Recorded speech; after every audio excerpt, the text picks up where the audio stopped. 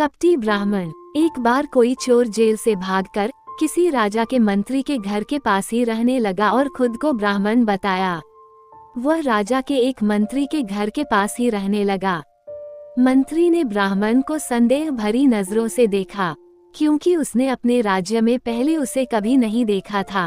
कुछ दिनों के बाद जेल से चोर के भागने की खबर राजा तक पहुंची। राजा ने अपने सभी मंत्रियों को बुलाया और उन्हें चोर को पकड़ने के लिए कहा।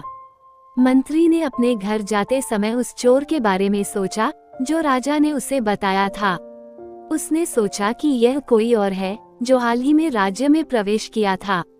अब अचानक उसका ध्यान उस ब्राह्मण की ओर गया जो उसके घर के पास रह रहा था। वह ब्राह्मण को रंगे हाथों पकड़ना चाहता था, इसलिए उसने एक योजना बनाई।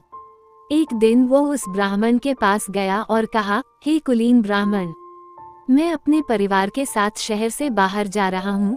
क्या आप गहनों के इस संदूक को अपने पास रख सकते हैं और जब तक मैं वापस नहीं आ जाता चोरों से बचाते रहेंगे।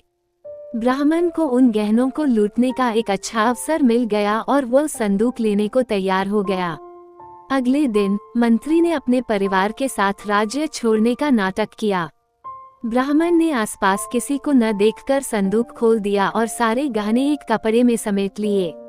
उसने गहनों को अपनी झोपड़ी के बाहर एक पेड़ के नीचे छिपा दिया। पेड़ के पीछे छिपे मंत्री ने उसे गहने छिपाते देख लिया।